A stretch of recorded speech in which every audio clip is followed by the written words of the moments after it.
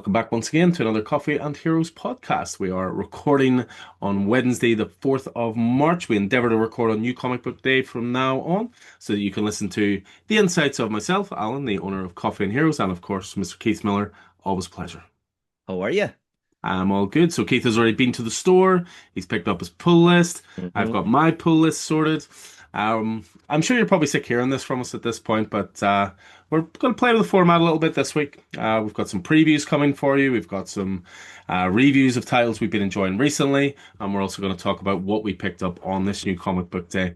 It was a pretty strong week this week. Some great books. Always from a store perspective, I always tell people that, if you don't see any stuff on YouTube from me on a Wednesday, that's because the delivery is huge and usually late as well, which it has been again this week. But yeah, big week for comics this week. Tons of great stuff from DC, from Marvel, some great collected editions and all that good stuff. But we'll get into that certainly in a little bit. But we're going to play around, as I say, a little bit, guys. Keith and I want this to be as approachable a podcast as possible, getting the information out to you guys. We don't want to overload you with information. We've been chatting a little bit about previews and stuff, and, you know, I'm sure we put some people to sleep with an hour and a half of, you should buy everything, which is great from a store perspective, Just because but we're buying everything doesn't mean you have to buy everything. exactly. So we want to sort of cut that back a little bit. We're going to play around with it, pick three titles each from DC, three from Marvel, three from Indie. Just really try and streamline what we recommend.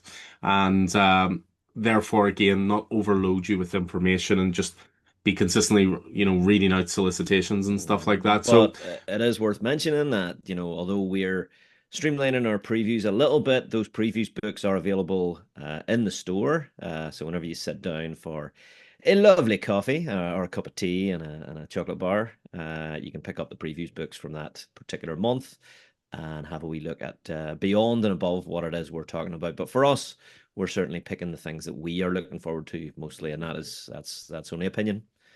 yeah, I mean, Keith makes a great point. I mean, these are the previews books here. DC and Marvel have continued to put theirs in print. The indie previews can be a little bit more troublesome. We recommend it all the time. League of Comic Geeks is a great place to go for that. But these previews books, we have a set on every table in the store. But I've also started getting in like 25 of each month, and they're up at the counter.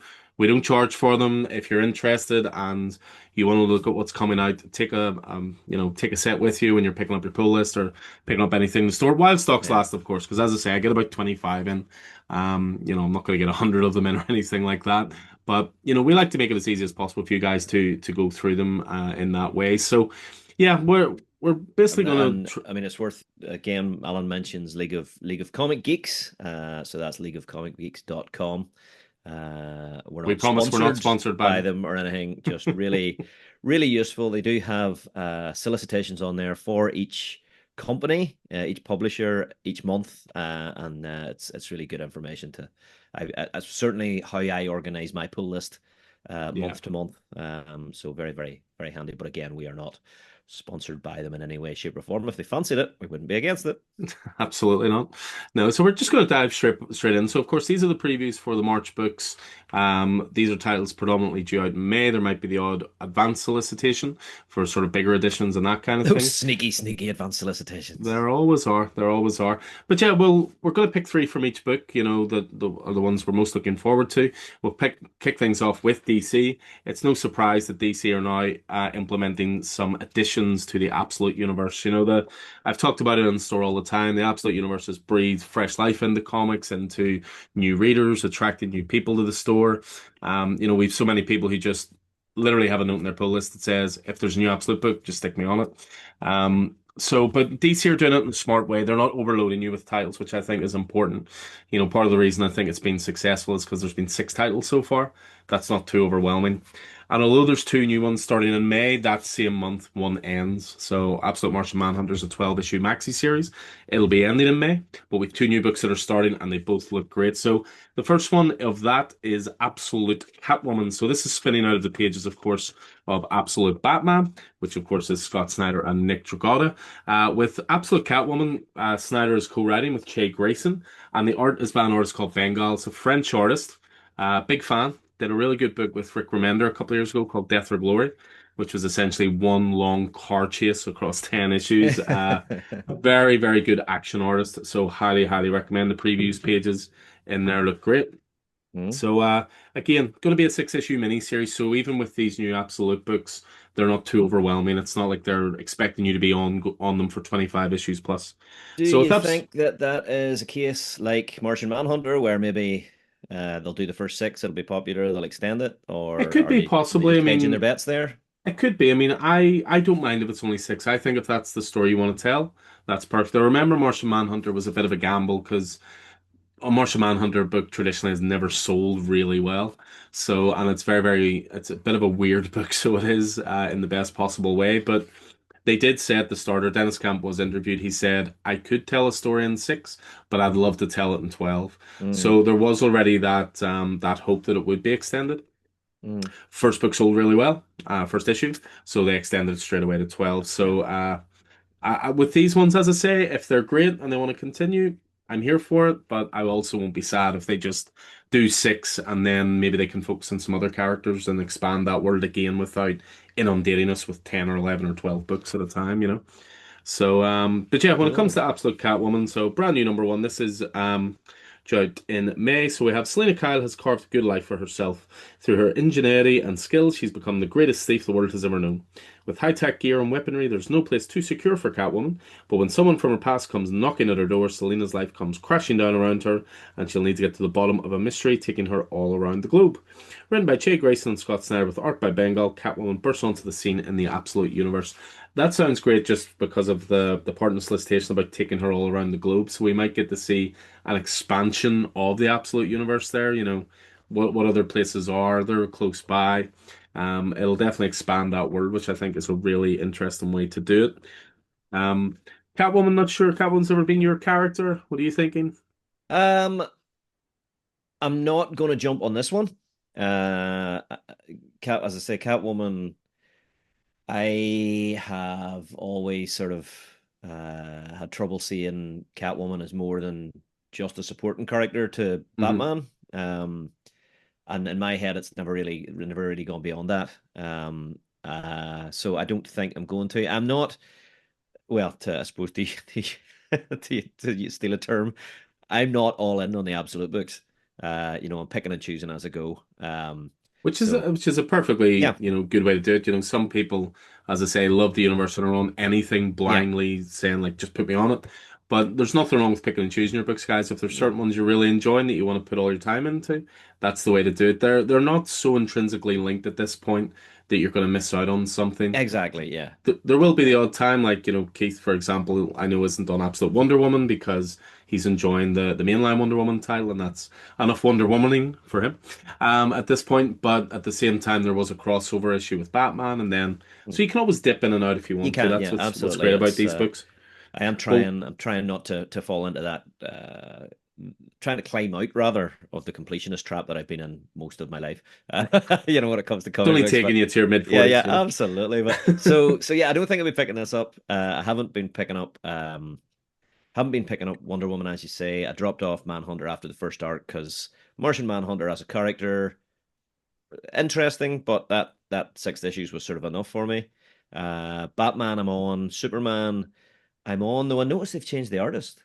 They've gone from Rafael Sandoval to Juan Ferreira, and I read an issue last week, and I was like, or not last week, 2 or 3 weeks ago, and I was like, I'm not sure that this art is doing it for me. So, but yes, I will be. I won't be jumping on this, but I will be jumping on your next pick, which we'll hear about in a few I minutes. kind of was going to intro it in the exact same way that you just worded it.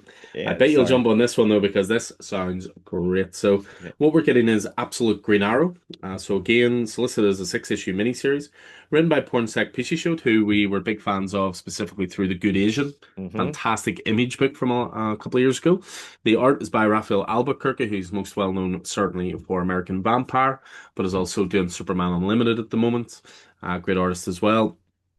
And this sounds like a great twist on the Green Arrow mythos. I mean, even on the cover, it says it's slasher horror.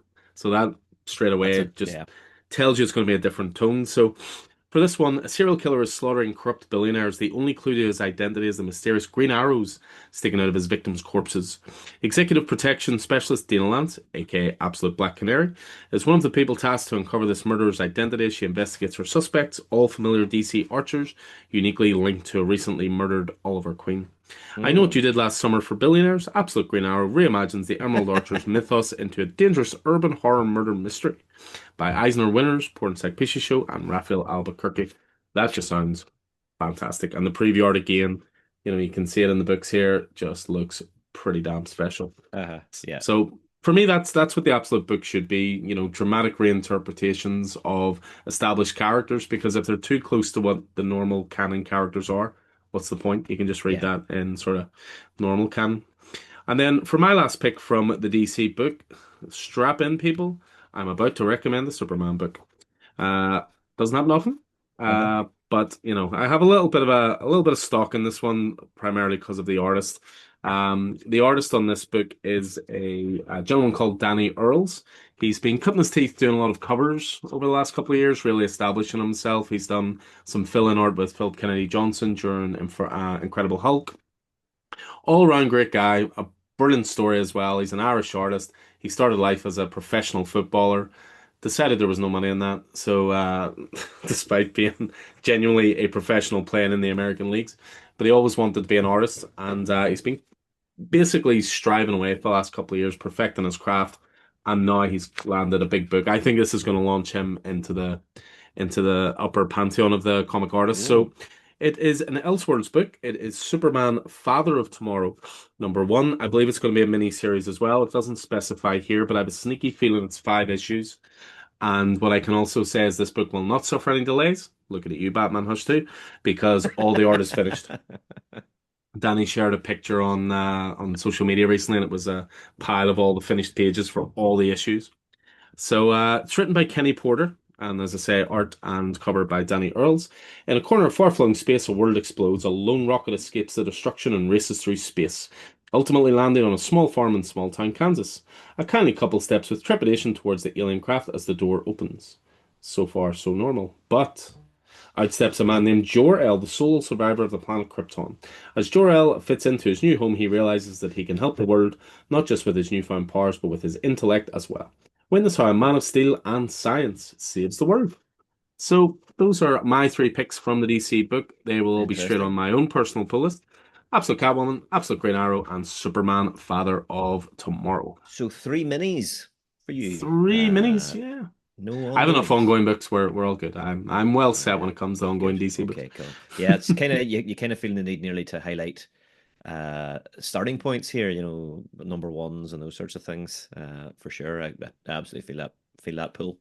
Um, and that's exactly what my first pick from DC is. And that is Barbara Gordon Breakout #1 by Mariko Tamaki, Canadian artist and writer known for graphic novels, her own graphic novel Skim, Amiko Superstar, and this one Summer, as well as the work she had most recently in DC Marvel, Batman, Deadpool, in Detective Comics. I mean, she did Fear State stuff. She's been all over the place, really.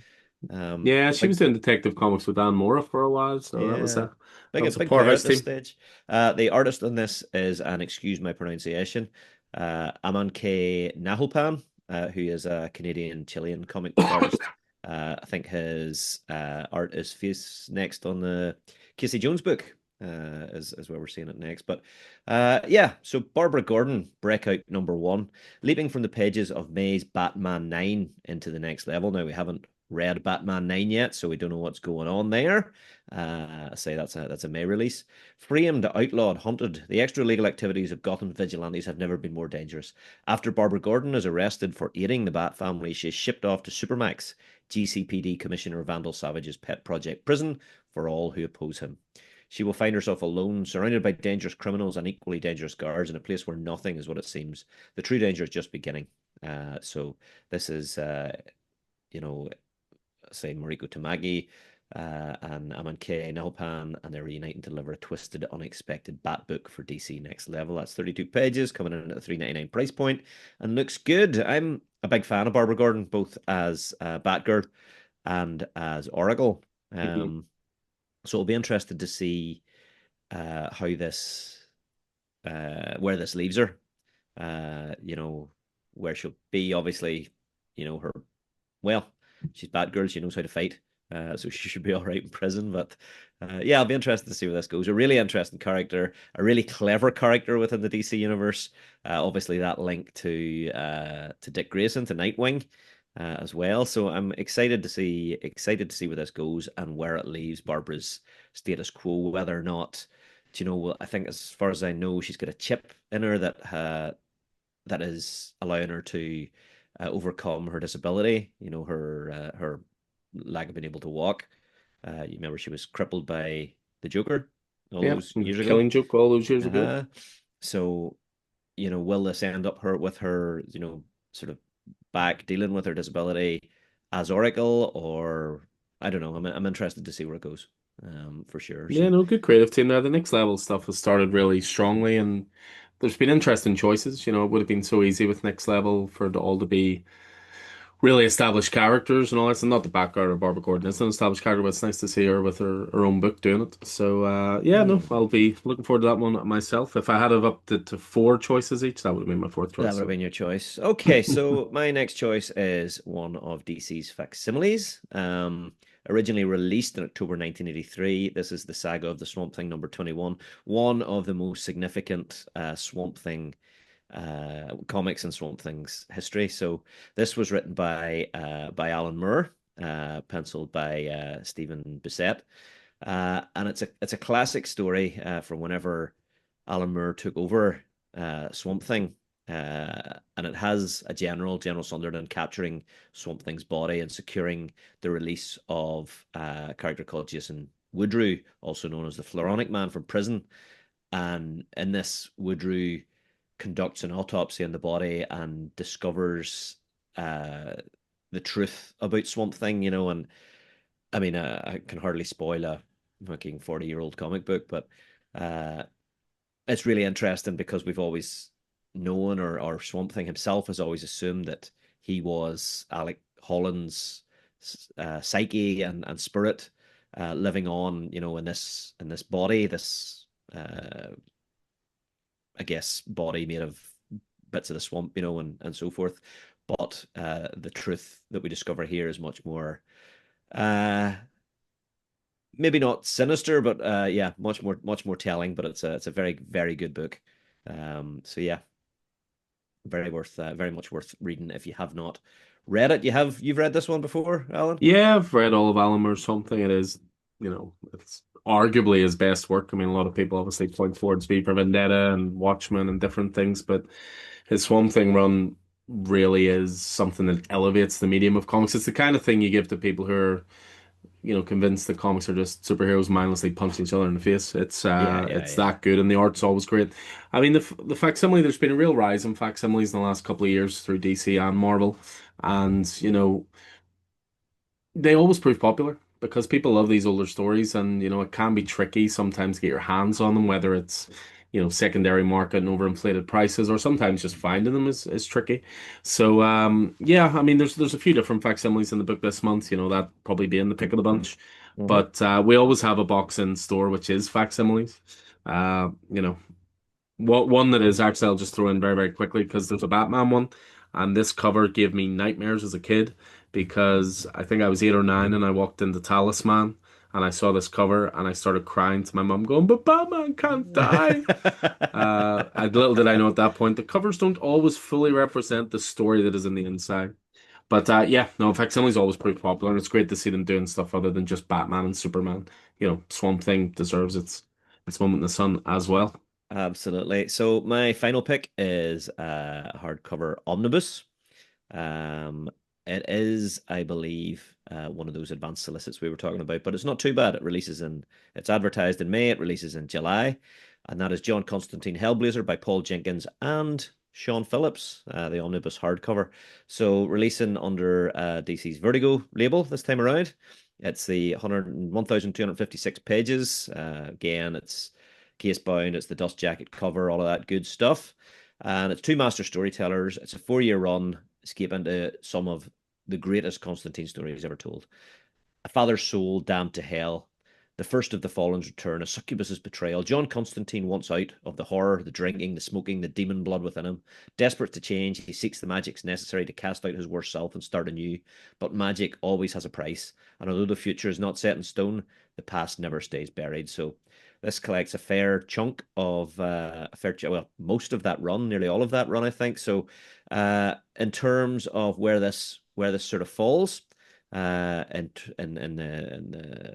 the Constantine milieu, we had Jamie Delano, first of all, kicking off in 1998. I've got those two hardcovers at the minute, just about to get into the second one. Really enjoyed the first one, and that's where we see, that crosses over a lot with Swamp Thing, actually, who we just mentioned. Then from 1991, then after that, I think it was a 3-year run. We went into Garth Ennis, so he ran for 4 years on that. Looking forward to that. So he introduces a lot of the stuff, the First of the Fallen and whatnot, that Paul Jenkins then works on, and then Paul Jenkins was on the run for 4 years, further 4 years from 1995. Though I think Jamie Delano finished off that run. So yeah, so there you are. Yeah, it's a character we always get asked about all the time in store, Hellblazer, and it's interesting that they are collecting the omnibuses by creator, but I suppose it's because they are such long runs. The Mhm. easy thing would have been to go Omnibus Volume 1, issues 1 to 40, Volume 2, 41, etc. Yeah, yeah, But yeah, they do really highlight the creators that have worked on Constantine over the years, and I don't think that's a bad yeah. thing. So I think I'm definitely gonna have to pull those Ennis Omnis, and then I think I'm gonna pick up this one for sure. So yeah, Hellblazer definitely high on my list of my favorite DC characters. So Cool, cool. So that is the DC book, as I say, or as Keith said in the intro, certainly there is much more stuff beyond what we just chatted about there, those 6 books. Definitely pop in the store, have a look through the books, and you may discover something else. But we will move on to the Marvel book, and again, 3 picks each. The first one for me, it's maybe a slight cheat because this was originally solicited the month before, but I think it might have got held back a couple of weeks, and it's definitely worth highlighting now that we've got more information Mhm. about the creatives Really involved. looking forward to this one. Yeah, so you may remember last year we had the Batman Deadpool crossovers and Deadpool Batman released, in conjunction with DC and Marvel working together, their characters crossing over into each other's stories. So they're doing the same again this year for Superman and Spider-Man. It's the 50th anniversary of that iconic crossover from before, which they obviously did the oversized Treasury Edition reprint not too long ago. So DC are going to do their one, Superman, Spider-Man in March. But in May, we're getting the Marvel one, which is Spider-Man, Superman, and some great creative teams involved here. You've got writers involved such as Brad Meltzer, Jeff Johns, Dan Slott, Louise Simonson, Brian Michael Bendis, Jason Aaron, Joe Kelly, Stephanie Phillips, and more. And the art is provided by the likes of Pepe Larraz, Gary Frank, Marcus Martin, Todd Nowick, Sarah Pichelli, Russell Dauterman, Humberto Ramos, Phil Noto, and more. Mm. So it's going to be a one shot. It's going to be 72 pages. 50 years ago, DC's Man of Steel met Marvel's friendly neighborhood wall crawler, and the world of comics has never been the same. In celebration of that historic milestone, thrill to all new tales of Spider-Man and Superman and their friends and foes. Brad Meltzer and Pepe Larraz pit Spider-Man and Superman against Lex Luthor and Norman Osborn. In the shadow-laden 1930s, Spider-Man Noir encounters the original Golden Age Superman. A crisis ensues as Jeff Johns, Gary Frank bring the Super and Spider families against each other at the summons of Mysterio. Symbiote hordes invade Metropolis as a new War of the Realms ignites in Jason Aaron Russell Dauterman's epic. Co-creator of Steel, Louise Simonson, hammers out the tale of John Henry Aaron's clash with the Hobgoblin, as drawn by Todd Nowick. Joe Kelly and Humberto Ramos take us on a campus crossover between Gwen Stacy and Lana Lang. Miles Morales teams with Superman as Bendis and Pichelli reteam. A remarkable team up between Ghost Spider and Supergirl unites Stephanie Hans and Phil Noto. So tons of great stuff to look forward to there. Loads of variant covers. The Batman Deadpool variant covers proved really popular in stores, so we'll be getting everything in. But I do have to point out something I thought was really funny about this. So all of the covers you'll see are all sort of, Superman, Spider-Man, or if, you know, Super Family at the very least, Spider Family. Mhm. Frank Miller did a cover. And, and someone put this exchange up on Twitter of what this meeting must have sounded like. I was like, so Frank, we want you to draw a cover for Superman, Spider-Man. And he was like, I'm Batman? No, no, no, no, just Spider-Man, Superman. I'm Batman? No, no, just yeah, Spider-Man, Superman, and Batman. So The Dark Knight makes his way onto the cover, which is class. Oh, that made me laugh something fierce. Oh dear. Frank Miller, I love you. Keith doesn't. Anyway, moving on from there, we were talking about facsimiles before, so I'm going to chat about another one, which is actually again going to be another cross-company promotion. So JLA Avengers is a story that came out 20 plus years ago. It was Kurt Busiek, with art by George Perez. Pardon me, four-issue miniseries. So what they're going to do is they're going to reprint all four issues in facsimile form, so reprints, original ads, all that good stuff. But two of the issues are going to be printed by DC, and two of them are going to be printed by Marvel. So Marvel's kicking it off with JLA Avengers #1, the first issue of the grandest Marvel and DC comics crossover of them all. An icon-packed event decades in the making. After years of anticipation, JLA Avengers saw acclaimed writer Kurt Busiek reunite with his Avengers collaborator George Perez, an artistic legend for both companies, to assemble every single member of Earth's mightiest and world's greatest in one blockbuster book. Universes collide as the Justice League fights the towering Terminus and the Avengers face the awesome menace of Starro. Each team must undertake an epic quest on the other's world with the fate of both realities in the balance. It's one of the all-time great comic books boldly represented in its original form.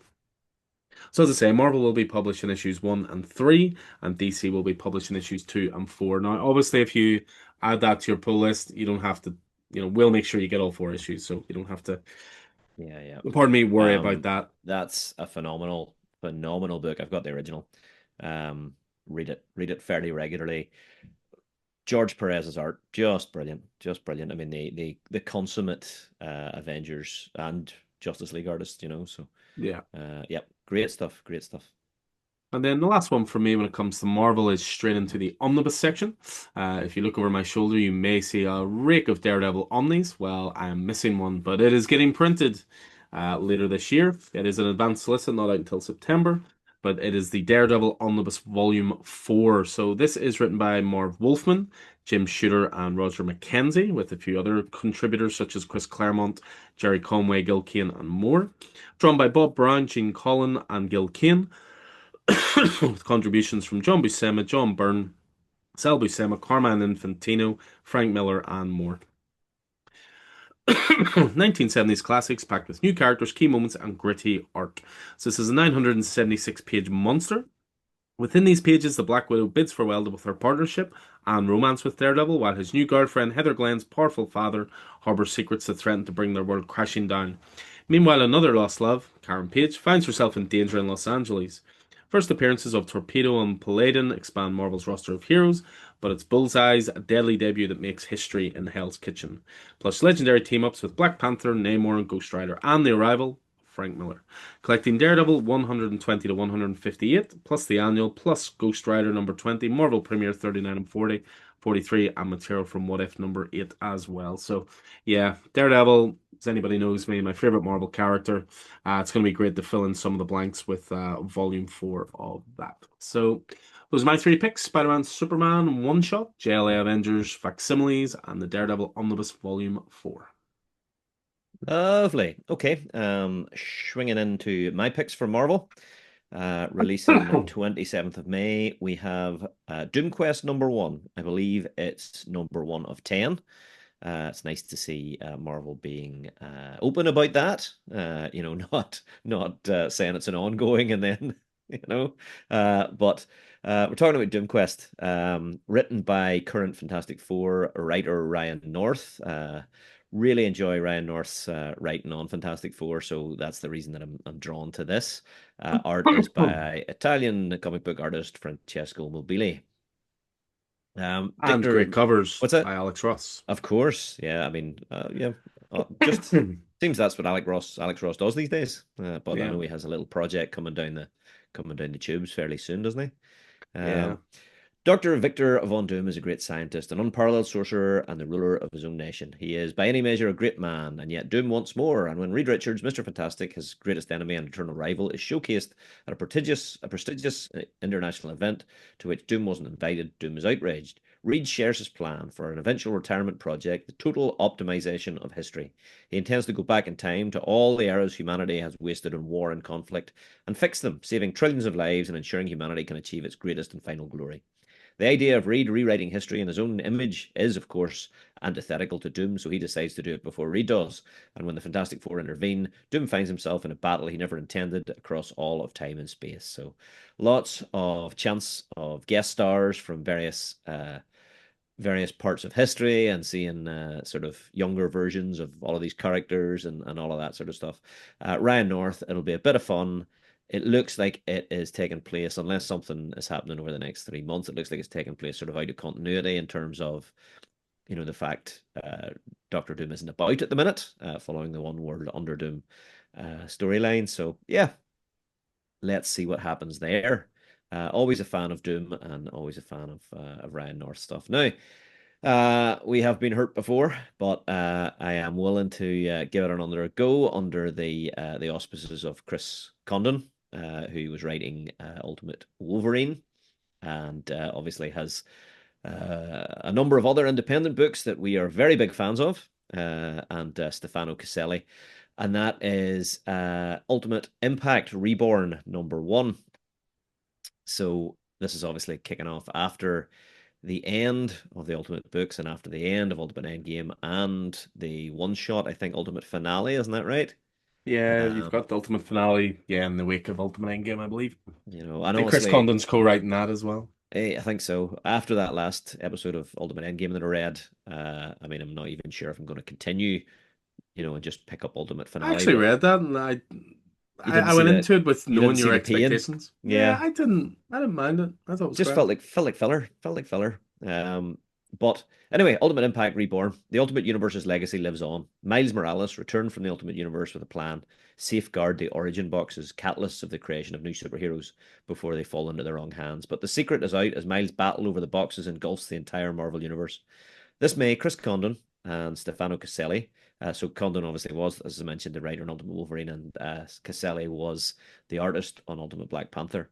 Team up to create stunning and unforgettable new characters on both sides of the conflict that will shape the future of the 616. So let's see what happens there. Nice cover. I'm not sure who that cover artist is. That's Ben Harvey with Miles Morales, Iron Man, and Captain America on the front. I think there's a new Wonder Man coming out of this, certainly.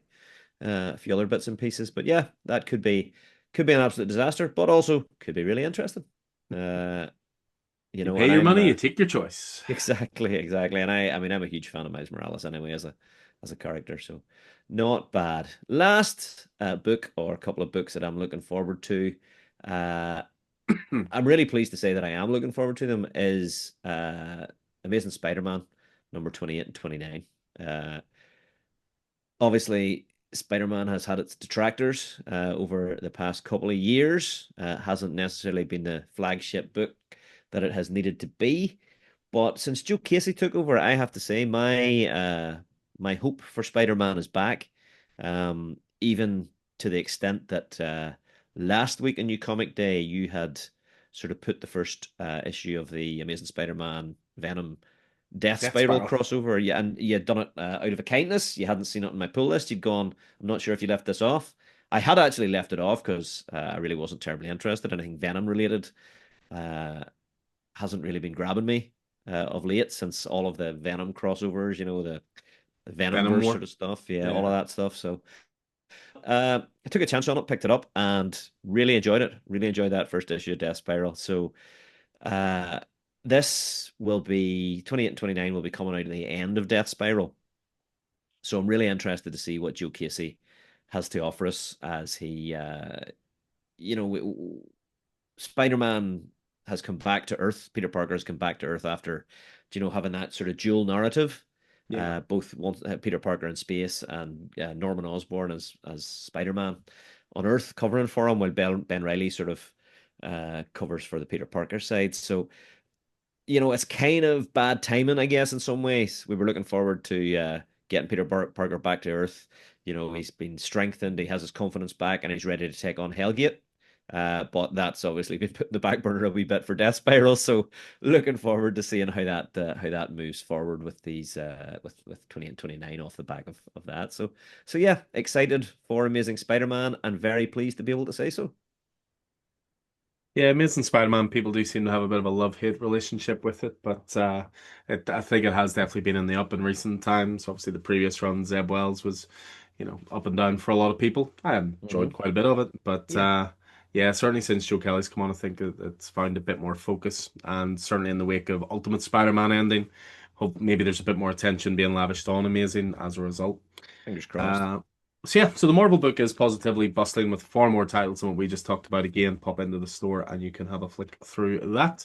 But we'll Hmm. finish on the preview side of thing with some indie picks. So when it comes to indie, we essentially incorporate all other publishers into this section. So Image Comics, Boom Comics, Dark Horse, IDW, whatever else catches our eye. So again, just another shout out. LeagueofComicGeeks.com are really good for breaking it down by publisher and the solicitations to come out in May. So definitely give that a look. Saying that, I do actually have a paper copy of my first recommendation because there is an IDW book, which again sits in store. And this is Zorro #1. Now, this is written by Howard Chaykin with art by Jorge Fornes. This is released through Alien Books, which is sort of an imprint of IDW. It used to be Valiant Comics, but they rebranded as Alien Books. Now, the last Zorro book was great. It was Zorro Man of the Dead. That was Sean Murphy wrote and drew that. But this is a really strong team on this one as well. So it's going to be a three-issue miniseries. The Masked Avenger Zorro is back in an all-new series from comics legends Howard Chaykin and Jorge Fornes. Don Diego de la Vega, known to the world at large as Zorro, is no stranger to facing down dangerous foes and risking his life to help the less fortunate. Now he will face his biggest challenge yet as he goes up against the might of the Bonapartists' armies. Can Zorro overcome the odds and continue his quest for justice, or will his story be cut short by the might of Napoleon? The first chapter of this three-part epic starts here. So 32 pages of issues, so you'll be looking at a nice round 100 pages or so for that. But yeah, anytime Zorro gets brought in, I'm always interested. And the fact that it's such a strong creative team is definitely a positive thing as well. When it comes to my Yep. other two picks, it's not a surprise that again these are due to the creative teams involved. They're both Image comic books. The first one is Odin #1. This is released in May the 20th. It is written by James Tynion IV. It is drawn by Marguerite Bennett. Written by Marguerite Bennett and James Tynion, sorry, and it's Leticia Cadonici on art. Green Room meets Midsummer, and James Tynion's most relentless horror story yet. And that's saying something. Hmm. Attila will do anything for the perfect story, including going undercover with neo-Nazi punks headed to the frozen forests of Norway under the misbegotten belief that they can summon Odin and achieve their promised white destiny. But what awaits them in the woods is far older and stranger than any of them can comprehend, and no gods are coming to answer their prayers for help. Multiple Eisner Award-winning creator James Tynion IV, No Holds Barred writer Marguerite Bennett, rising star artist Leticia Cadonici, and Eisner Award-winning colorist Jordi Belair conjure a hallucinogenic horror story that leaves absolutely no taboo unbroken. This is going to be a 40-page #1, which is becoming quite commonplace at the moment, something I'm really enjoying. Hmm. And again, that is releasing on May 20th. No indication of how long a series it is, from what I can tell. The cover just has a #1 on it, rather than one of five, one of six, or whatever. So we shall wait and see. But that sounds great. It does, yeah, absolutely. 100%. I think I'm going to pick that one up as well. I'm definitely going to pick up, yeah, the Zorro one. Anything, any of those sort of pulp heroes, I'm all over. Yeah. And then one to finish off with again, and again, this is a great book for following creators too, as it is written by Chris Condon. Of course, we love his work so much, from That Texas Blood, Enfield Gang Massacre, The Recent Peril of the Brutal Dark, and Mm. also, as Keith mentioned, Ultimate Wolverine. So, and it's drawn by comic book royalty, Charlie Adlard, of course, the key artist in The Walking Dead. So this is a six-issue miniseries. Actually comes out the same day as Odin, May 20th. This is issue 1 of 6. Again, a 40-page #1. As I say, I'm enjoying that. Miniseries premiere of the Earth. So, as I say, six-issue miniseries. Legendary artist Charlie Adler joins writers Chris Condon, colorist Pip Martin, letter Hassan Otsman El Haou, and designer Mike Tivy for his triumphant return to Image Comics in this neo-noir tinged eco-horror miniseries. I like all those words. Hmm. That is Blood Simple meets John Carpenter's The Thing. I also like those words. Tabitha Tabby Black flees a sordid life for her quiet hometown of Solitude, Texas, and the comfort of her grandma's home where she was raised. Only home isn't what it once was, and neither is grandma. So again, sounds great, really intriguing. Completely trust that creative team, till the cows come home. Yeah, 6 issue miniseries of the Earth kicking off in May. Cool. Brilliant. Some good picks there, absolutely. From across the board. For me, so I've got three as well.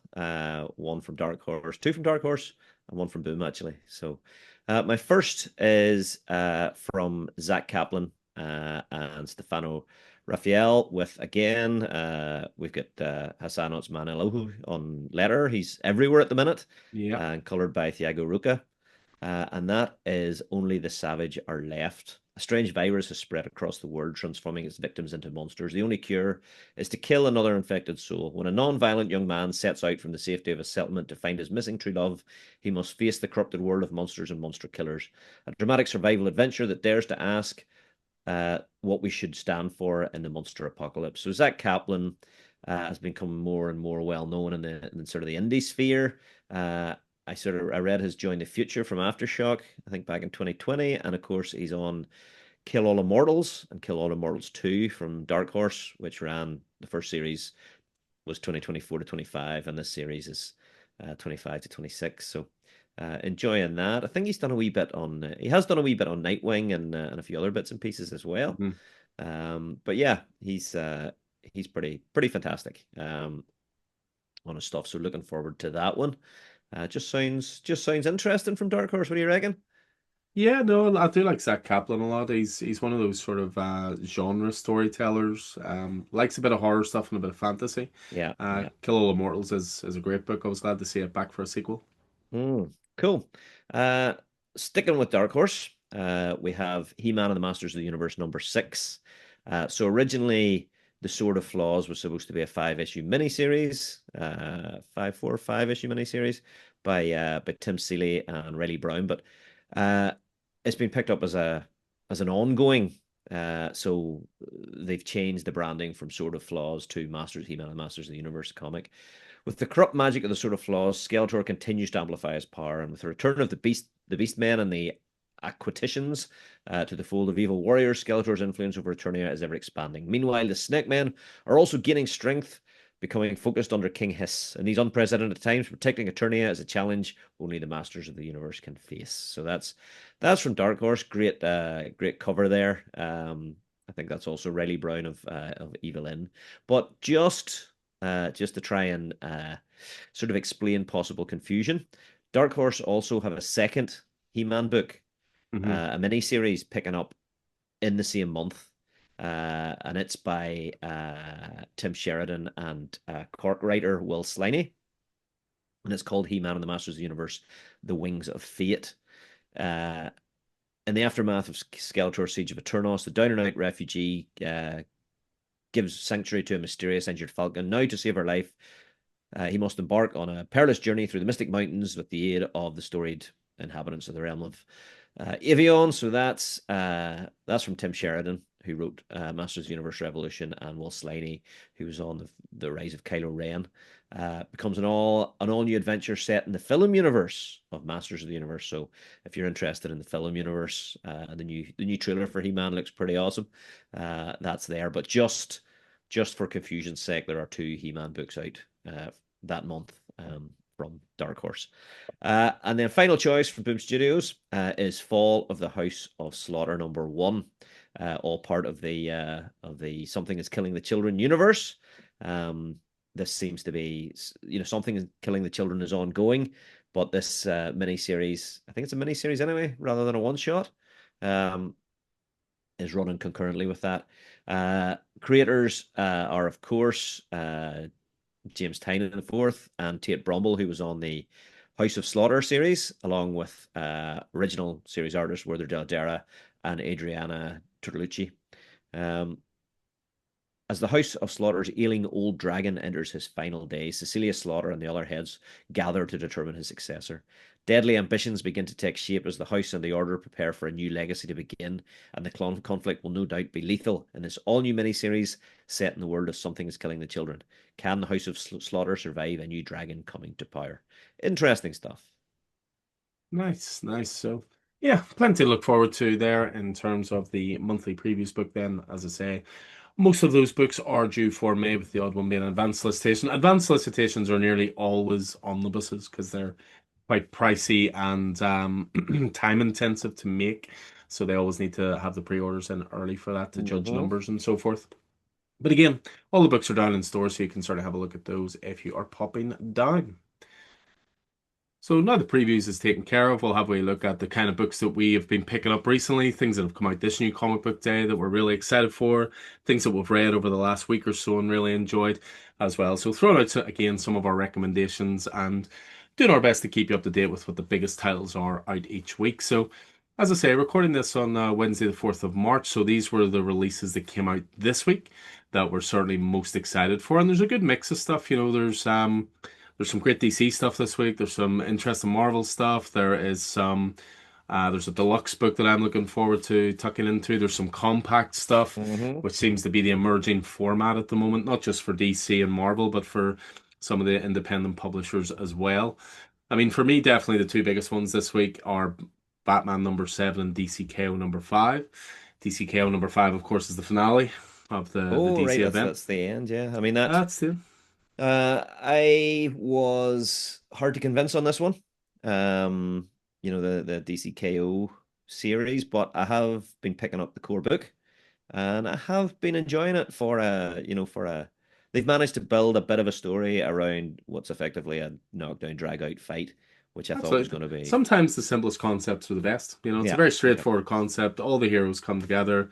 They're all fighting each other. Tournament format. One winner who'll basically have the power to then face Darkseid. So one yeah, true yeah. champion. So, I think so it's yeah. I been mean, it's tremendous fun. It Tremendous has, it fun. has. I've deliberately stayed off any of the one shots or any of the tie-ins that I'm not already on, and I don't feel like I've missed anything. So it's obviously well enough structured. And as for Batman 7, Batman has just been brilliant. That, Yeah. that for me, the strongest book Real coming out of DC at the minute. Yeah, for me, Batman just got a real lease of life put into it. Matt Fraction, brilliant writer, done such iconic work at Marvel for years. So great to have him on the Batman book. Mm. I've been chatting with one or two people in the store about this as well. Obviously, Jorge Jimenez was the artist predominantly for Chip Zdarsky's run, but it was nearly always set at night. The fun Yeah. thing about Fraction's book is it's so bright, so much of it is set during the day, and I actually think his art is better in this than it was back then. So with Batman Yeah. 7 as well, there's a nice little surprise in the middle of the issue, which is something really, really cool as well. Yeah. I mean, I just, yeah, I think especially with how delayed and certainly for me disappointing, the end of the last volume was in terms of Hush 2. Yeah. Uh, it's just seeing Fractions run just go like So you that. say It's that, but it still hasn't ended, Keith. I know, but it's not going to end for me because I jumped I off know, after but you two said issues. the end of the volume. We're still waiting on the ending Yeah, of the well, previous that's true. volume. But we'll not Um, get into that. We'll not get into yeah. that. No, focus on the fraction stuff's great. I So mean, every yeah, issue has almost been like a one shot as well, which is really yeah, fun. and Um, that's great. a That's great to see. great adherence to the older format, but obviously part of a bigger narrative. But Yeah, but yeah, yeah. with #7, we're being introduced to his version of the Joker, and by the looks of it, it's going to be something very, very different. Looking Um, forward to that. That's yep. Two from me, that in the same way as you had Batman or DC related. Any week that a Conan book comes out is a great week. Any week that two come out is an even better it's week. a stellar So week. yeah, absolutely. So I've got Savage Sword of Conan Reforged #3. Uh, I don't know what's going on between the covers, but Roy Thomas is in there. Adams is in there. So the Savage Sword Reforged book is a representation of those classic Savage Sword of Conan magazines. So I'm just really enjoying them. I have heard that this issue of Conan the Barbarian, #29, doesn't actually feature Conan, but it's Jim Zub, it's Braithwaite, on art. So really looking forward to this. I think what we're seeing here is the establishment of a new arch nemesis for Conan, Hmm. moving forward in this series. And that's the thing about this book is it's now 29 issues in, it's well established. They've built trust with us. So now, we're going to be happy to trust Jim and go, yeah, okay, so you want an issue without Conan in it? Cool, go Yeah. ahead, we trust you. We know it's part of a larger narrative, so yeah, we have full Exactly. trust in it. Exactly. So yeah. Go ahead. Something else from yourself. No, I mean, talking about Jim Zub, of course. I mean, there was a new compact edition come out this week for a book called Skull Kickers. Skull Kickers is this great fantasy book. It was when we bought that big comic lot a few years back. We talked about it many times in this on this Mhm. podcast, but sometimes every so often I'll flick through it and I'll find little gems that I've never heard of before. And I found the first three issues of Skull Kickers and just tremendous, tremendous fun. So it's written by Jim Zub, art Mhm. by Edwin Huang. But what they're doing is, as Keith so nicely has shown, they're calling it a digest edition. It's a compact, basically. It is, yeah. They should really stick to this compact language across all publishers because it just I simplifies things. it's such a great format, and it's the thing. That's the thing that obviously this book has a lot for me in it. Jim Zob, it's sort of fantasy Dungeons and Dragons style dealio. But the compact edition, whenever I saw it earlier, I was like, oh, I'm going to grab that. Yeah. So it's coming at three volumes, I think. Yeah, I saw this little chat by Jim Zub about it, this little blurb, which is quite fun, where he basically says some of the middle volumes of the original trade paperbacks went out of printed image. The numbers didn't quite make sense to reprint them on their own, but also meant retailers and readers couldn't easily get the whole series. We talked about possibly doing an all-in-one omnibus, but the reality is that although those big tomes look awesome on a bookshelf, they're a pain to actually hold and read. We wanted to make sure Yeah. new readers could easily discover the series, and long-time fans could snag a copy for themselves in a format and price point that would work for everyone. Yeah. So yeah, it's going to be a three-volume set, complete edition, which is perfect and ideal for readers, and it will have new cover artwork each time from Edwin Huang, who's the series artist, and Misty Coates. So definitely worth picking that up, guys. I ordered in Yeah. quite a few of those because it's a little gem of an image book from years ago, and Mm. again, because they're going to release all three books, it's great. You'll sort of see the evolution of Jim Zub as a writer through this quite substantially, and why he was so good for obviously being the Mm. main guy Yeah. at Conan now. Isn't it interesting? There's been a lot of conversation recently, a lot of online dialogue about how manga is now outselling Western comics by Hmm. quite a margin, and that Western comics have got a lot to learn from what manga are doing. And I honestly think that these compact editions are as close as you're getting. You know what I mean? Why would someone who reads manga, who comes into the comics, reads manga in Yeah, books it's of just a 10 or certain 20 size of issues, format. Yeah, come in and then spend almost the same amount of money on one single floppy issue and go, yeah, okay, where's the rest? So I think these compact editions are definitely learning from that yeah. trend. So Yeah, as a yeah, very format, very I think cool. it's great, and it's not. It's as I say, like every company's starting to do it now. Only Press have done Rick and Morty compacts. The DC compact lines, big Marvel are doing their premiere collections. The Invincible ones are coming out in a Yep, smaller format. So, it's nice to see the companies are listening and trying to attract new readers rather than just sort of steadfastly sticking to, well, this is what we've always done, so we'll stick to it. yep, I love the compact stuff. I mean, I might even be setting up a new compact section in the store.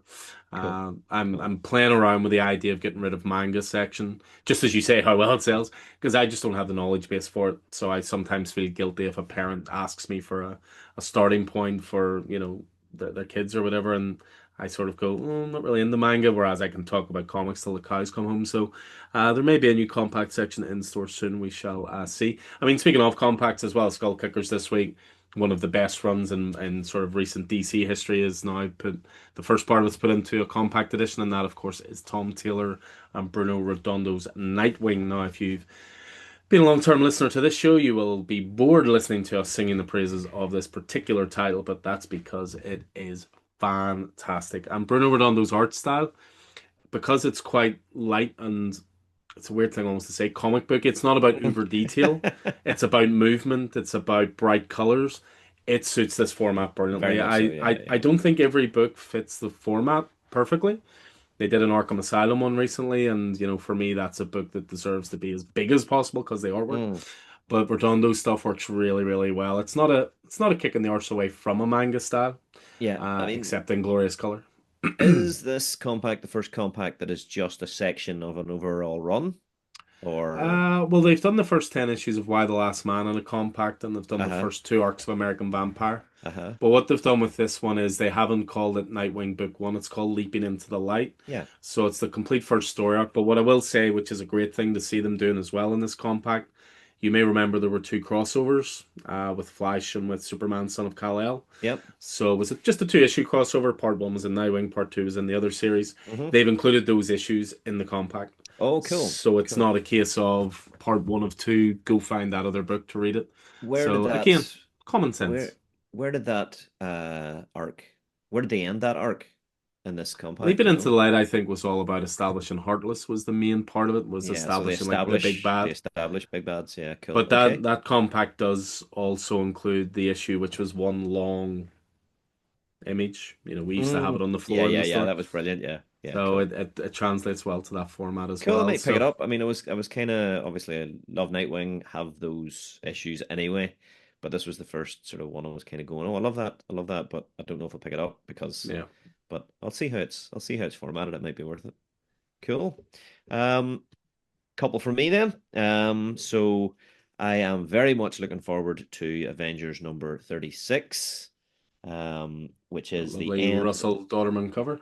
Yeah, absolutely it Right. is. We are actually putting this one on CLZ because for some reason the image is it's a wraparound cover, Yeah. and the image has Thor standing on the back has Thor standing, but they've I don't know if there's a version that has Thor up front, but yeah, I was sitting reading this last night, and of course the first thing you do is spread out the cover and make sure you can name all the characters. So that was pretty cool. But yeah, so I was having a look at the cover, so I'm looking forward to getting into the actual story and seeing how Jed McKay finishes off this run. So that'll be pretty cool.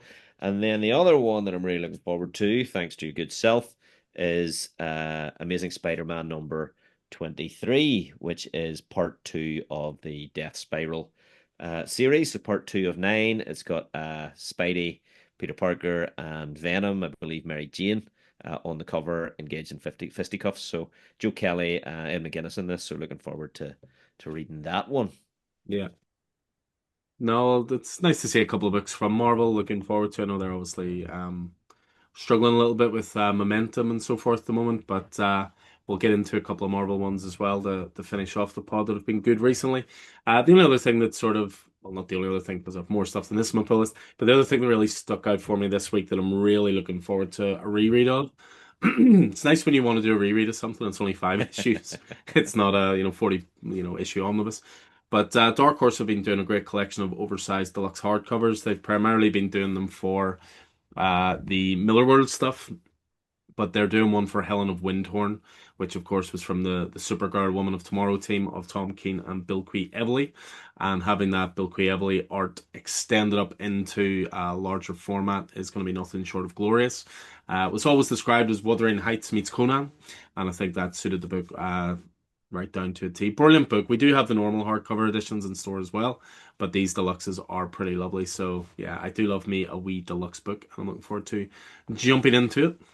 Brilliant. And last one from me that I picked up today that I'm really looking forward to get into. And not only that, but for the first time in history, my wife is waiting for a final issue of a series to come out, and that is IDW's Beneath the Trees, where nobody sees the rights of Spring. Final issue of the six-issue miniseries by written and drawn by Patrick Hovarth with letters by Hassan Otsmani Aluhu. And we'll see what happens to our antagonist protagonist at the end of this series, but it's not looking good for Woodbrook on the cover. So this has just been absolutely brilliant. Still not sure if this been anthropomorphic, makes it Hmm. more or less horrifying. Yeah, But you just yes, don't believe animals are capable of doing these things to each other. yeah, absolutely, and it's great as well because you kind of want her to get away with it because you want to find out what the next you want it to continue, but also Yeah. she's an immoral serial killer, so possibly not. So But yeah, yeah, so That's very, very strong week of comics there, which is great to see. A couple of series coming to an end. Always nice to get to an ending with certain books and a couple of things sort of kicking off as well. I mean, we'll sort of finish off here just a brief chat, just sort of books that came out in the last week or two, just things we've been reading recently. Not even necessarily just came out last week, but certain stuff we've been reading recently. I mean, I've talked quite substantially at this point. We haven't done an episode for a little while, so I'm going to talk a wee bit more about this. Is DC have brought back the Vertigo imprint, and the first three books have launched. They launched one per week. They gave them their own space. They're all very different, which is great to see. And I've thoroughly enjoyed all three so far. The first one to come out was Bleeding Hearts. I like sort of pitching Bleeding Hearts to everybody as The Walking Dead, but from the point of view of the zombie. And a zombie who has lost his taste for flesh, but also needs that to actually live. So it's Dennis Camp writing that. So of course, very hot writer at the moment. The sort of crisis events, Ultimates, Absolute Martian Manhunter, and the art on that is by Stephen Moran, who was Dennis Camp's artist on 20th Century Men. So that's off to a great start. The second book that came out was End of Life, which is to do with a sort of overgrown, sarcastic, boy in a man's body hitman, written by Kyle Starks, who we're obviously big fans of. Keith introduced me to a book of Kyle Starks years ago, which of course was Rock Candy Mountain. And then I found out he was a wrestling fan, and then he instantly became one of my favorite writers, just for that reason. But yeah, stuff's fantastic, and I know Keith's going to chat a little bit about a book of his recently as well. But yeah, he's doing End of Life with artist Steve Pugh. That's the Peacemaker Tries Hard team working together again, so it's great fun. But for me, the standout of the three, and this is not a surprise in the slightest, because the second this book was announced, I knew this was going to be right up my alley. So it's called The Peril of the Brutal Dark, an Ezra Kane mystery. This is from the team of Chris Condon and Jacob Phillips, who of course do such stellar work on That Texas Blood, Enfield Gang Massacre. We've interviewed them before in the podcast, Chris a couple of times. Some of our favorite creators, and this book is amazing, as Keith is so expertly showing off right now. I pitch this to everybody as it is hard-boiled detective noir meets Indiana Jones. It is fantastic. Every one of these issues were 40-page number ones. They're all $4 price points. There's no excuse not to tuck into these books if you have even the slightest bit of interest, because they've all been great. And again, that price point and that value is something that maybe those above them could maybe learn a few things from, to be honest. So yeah, this was absolutely phenomenal. Of those three books, that's the one I picked up. The high concept of Bleeding Hearts didn't really grab me. mhm. And the preview pages of End of Life didn't really grab me, despite it being that particular team.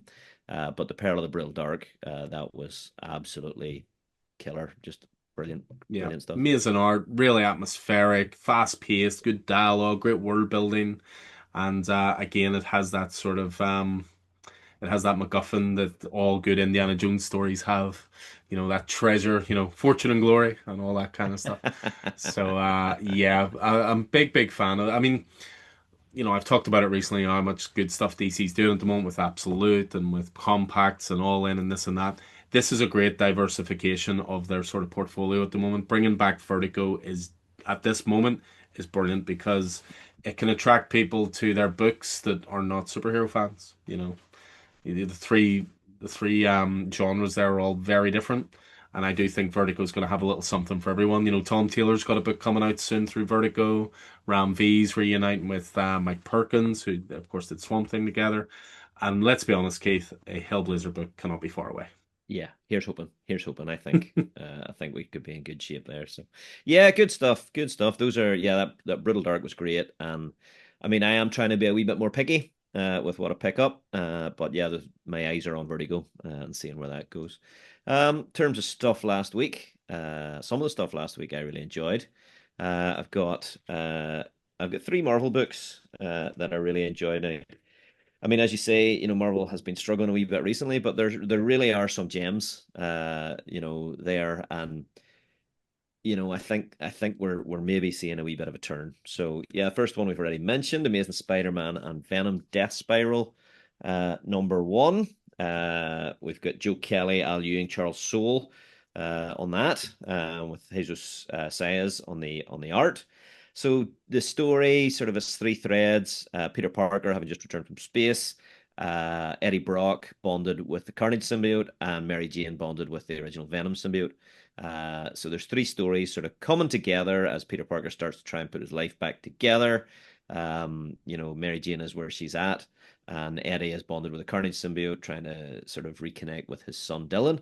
Uh, Alongside these three threads across the country, we have murders going on, and as we see these murders happen, in two panels in every other page, something like that, we notice Hmm. that the names of the victims are all similar to names that may or may not be related to the Spider-Man family, such as Riley or Brock, or names that sound kind of like that. And We see the villain Torment sort of starting to come towards our various heroes here. So interested to see what happens here. 9-part series running through Spider-Man, Amazing Spider-Man, and Venom. Um, what are we going to see by the end of this? Maybe the Venom symbiote back with Eddie Brock. Could be that. So yeah, see what happens. I don't know. Um, but excited for this. Iron Man #2 from Williamson and Carnero. You enjoyed the first issue of this. I Uh, did. It's amazing the reaction that I've got to saying I actually enjoyed an Iron Man issue. yeah, absolutely. That's because you're so fervent in your hatred. But yeah, first issue was great. You Second sound issue like was such a also. horrible person there. Fervent in your hatred, embrace the dark side. Yeah. So yeah, it's been a great story. Madam Mask and what's left of AIM have been kidnapping clever individuals, futurists, and trying to put them through trauma in order to create another Tony Stark. The trauma that he went through of being captured in the cave and so forth and so on to see what comes. So very very interesting, especially whenever you pull in Tony Stark and Madame Mask's former dalliances. Hmm. As lovers and nemesis, so that's pretty good there. And then lastly, from Marvel, the Mortal Thor from Al Ewing and Ferry on art. Absolutely loving with Alex Ross covers, of course.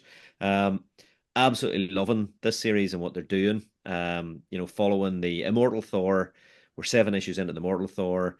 Thor is on Earth under what's actually an old identity, Sigurd Jarlson. So that's an identity that Thor used whenever he lost the Don Blake identity, and he was on Earth, and really he was just dressing down. He was, rather than smashing his hammer on the ground and turning into a different form. This was actually just him in human clothes with a ponytail. So he's back in this form. He doesn't realize who he is. He doesn't realize that he is Thor.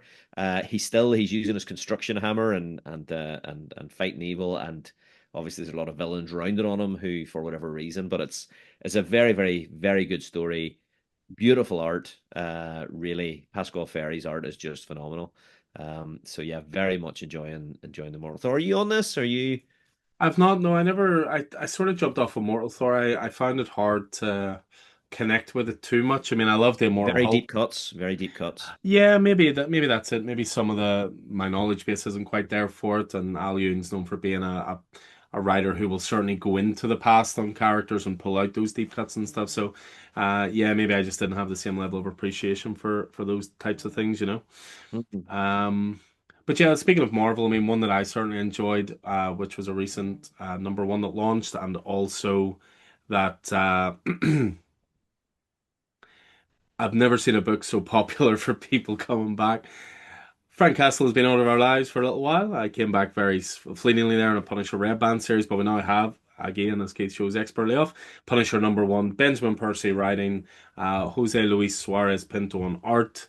I love this first issue. It felt like a great throwback. It felt violent. It felt um, the art was great. The art really did. I love that they sort of talked about how this was like a corner of New York that other heroes wouldn't go. This is Frank's world. It's dark, it's dingy, it's alleyways, it's corrupt cops. Because I think you kind of got to establish that from the start of the Punisher. Like, what's the stop? Spider-Man just swinging in there and sorting out, the Hmm. hood sort of thing. But Yeah, it was very yeah. very gritty, and I love how they've shed the red band thing, and it's still quite as violent as it And was. it's as violent as it was before. Yeah, there were a few people concerned about that. They were like, "Well, it's not red band anymore. Don't know. Are they going to sanitize my Punisher?" And you're like, "No, they're No, I really think not." I don't know. I think maybe the red band thing's dead and gone. Uh, And re-establishing Jigsaw as such a great villain, yeah, I thought was a great move in yeah, the first issue. So, absolutely. yeah, I loved the first issue of that, as I say. So, it's proven very popular in Not stores so so keen on the far. 5.99 price point. I think Uh, that's just for number one. yeah, here's hoping. Yeah, Here's and hoping. it's So become a little bit of a common theme. Um, it's probably more Marvel than DC. I don't think DC do it quite so much, although DCKO is a $6 title. yeah, Although yeah, yeah. that's That's it. acetate cover Yeah, and exactly. whatever Yeah. else, blah blah blah. But yeah, sometimes a Uh, Marvel number one will come out 5.99. Usually settles into a 4.99 after that. an IDW pick from me from last week. I can't resist the pulp hero, and this particular one is one of my favorites, and that is the Rocketeer. As we kick off with a new Rocketeer miniseries from John Layman, of Chew fame, and that is Rocketeer: The Island. So obviously you have to credit Dave Stevens, the creator of the Rocketeer, on any book, but John Layman and Jacob Edgar in this, really, really excellent first issue as the Rocketeers, Cliff Secord is sent in search of Amelia Earhart, who disappeared a year earlier. Finds himself on a ship on the way out to where she disappeared. The captain of the ship is Popeye, and the investigator who's along for the ride, one of the investigators, is Tintin, along with Snowy. So that's kind of interesting, and it looks very much like by the end of the episode they've arrived at Skull Island. So I'm feeling that King Kong might be appearing here as well. But Yeah. really, really cool stuff. Taking it into the fantastical side of things, away from the Nazi fighting side of things with John Layman. Just great, great stuff. Brilliant, brilliant art. Really suited it. And then you've got the entanglement of Betty, his ex-girlfriend, being on the ship with her new boyfriend as well. So that adds that. So yeah, great, great stuff from John Layman on the Rocketeer. Yeah, I mean, talking about indie books, I obviously mentioned Kyle Starks already with End of Life through DC Vertigo, but another book obviously very close to my heart right now is Wrestle Heist, issue three. It's a 5 issue mini series. It's Ocean's 11 meets the wrestling world, as a bunch of Uh-huh. wrestlers who were basically screwed over by a promoter have all decided to unite and rob the biggest show of the year. Typical Kyle Stark humor in it, great characters in it. He gets to really stretch his imagination because he comes up with gimmicks for different characters and a father-son team, and it's a really, really good book. Really, really fun. Even if you weren't a wrestling fan, I think you'd still enjoy it. But at the same time, if you're a wrestling fan, you get so much more out of it. Even the back matter in the book's great. Like the last 20 different creators a different question each book. So the likes of Bran Azzarello's been asked questions, and I think Mark Wade was asked about questions, stuff like that. But like the question in issue three was who's the best wrestler to never hold the top title. So you get like all this big discussion at the back and all that kind of stuff. So yeah, no, really, really enjoying that book. When it hits trade, I think it'll do very well. But we seem to be in a bit of a Kyle Starks love in here, actually, Yeah, just looking. absolutely. Yeah. I've been trying to prune down my pull list, trying to optimize it, and I found that has left me plenty of time to read sort of my backlog, and part of that black backlog was a compact edition of Kyle Stark's Karate Prom. Obviously, there's two words there, one of which is very attractive to me, and it's not prom. So so yeah, absolutely brilliant. It's 100% in Kyle Stark's wheelhouse, that sort of fast-paced action comedy sort of thing. Um, Chronicles largely one night, the pre-prom, the prom, and the after-prom party, from the point of view of Dawn the Dragon Wilson Jones. So On the it's Dragon. yeah, yeah, exactly. Dawn the Dragon, so named after Donald Wilson. I would say, but yeah, so Don the Dragon Wilson Jones is the finest fighter at Benjamin Harrison High School, and he enters the ring against Lincoln High Sam Stedman, and it's love at first knockout. She has an ex-boyfriend, and Dawn has a very terrifying ex-girlfriend. She's part of an Italian global crime cartel, and then from the prom to the after party to the graduation, Dawn and Sam and this cast of absolute oddballs have to fight their way through this gauntlet of opponents, all in the name of love and punch and stuff. And so lots of say madcap stuff. Really, really enjoyed it. Big homage to 80s teen dramas and comedies, very, very enjoyable. So glad I picked that one up. Yeah, those were ones I'd ordered in the wake of Kill Them All. I think I lent that to you before as well. It's like Mm, Kyle Stark's sort of love letter to 80s action films as yeah, well. yeah, So yeah, yeah. yeah, he's one of those guys. If you like the tone of his books, you'll like all his books because he's got a very specific tone. As I say, he did enter the um into the big two with Peacemaker Tries Hard, which was tremendous fun as well. So yeah, no, I'm really, really enjoying his stuff lately. I mean, as well as that, obviously, since Diamond folded, we've had a bit of problems getting Mad Cave stuff here, which is kind of terrible because you were really enjoying Dick Tracy. I was really enjoying Yeah. Flash Gordon. So I've been picking them up in trades, in softback trades, just to keep up with the story. So this week I also managed to read the volume two of those trades. So volume two of Dick Tracy Yeah. there. Oh, just look at that cover. Yeah, read Glorious. that. Absolutely brilliant story. Just Geraldo Borges is the artist on it, isn't it? yeah, Morici and Borges, yeah, absolutely. So Art in yeah, that book is so stellar. It's just glorious. so sorry, Michael Morici's co-writer with Alex Segura. So yeah, really enjoyed that. You get Prune Face, Flat Top, Dick Tracy and his yellows. It's such a throwback, but also so original.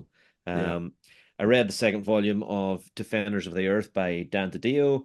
The weakest of the three that I read, I have to say.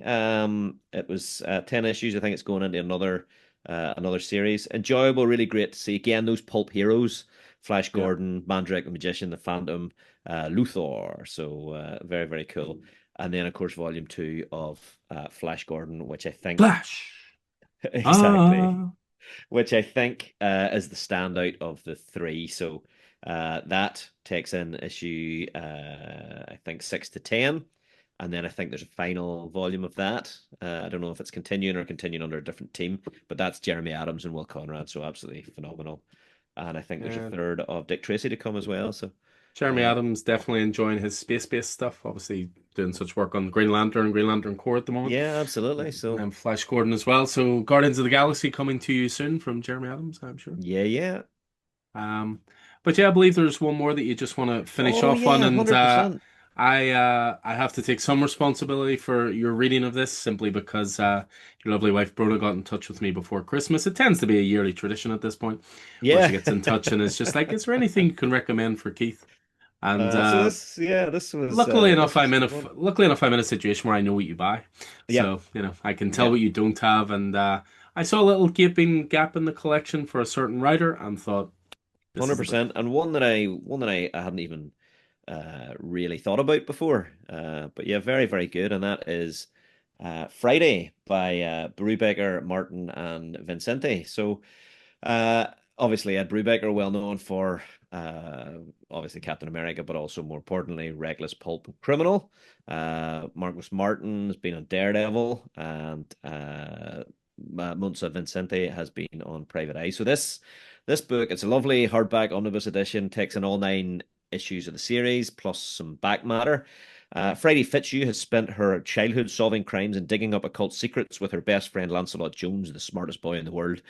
But was the past? But that was the past, and now she's in college, starting a new life of her own. Except when Freddie comes home for the holidays, she's immediately pulled back into Lance's orbit and finds that something very strange and dangerous is happening in their little New England town. This is literally the Christmas vacation from hell, and they may not survive to see the new year. This was absolutely fantastic. A wee sniff of Lovecraft in there as well. So Yeah. yeah, just great, beautifully written, beautifully presented. Just yeah, such a Yeah, there good was book. all types of sort of references and homages and stuff. It was, the Hardy Boys is in there, Yeah, and yeah. Lovecraft, as you say. The paranoia of small towns. You had a bit of a love story in there because they were Yeah, friends for years, and then something awkward happened, which they never acknowledged. there was a There's time invasion of travel twist in there. the body snatcher Yeah, stuff. It's a yeah. really interesting book, and it's one of the most layered Brubaker books I've read.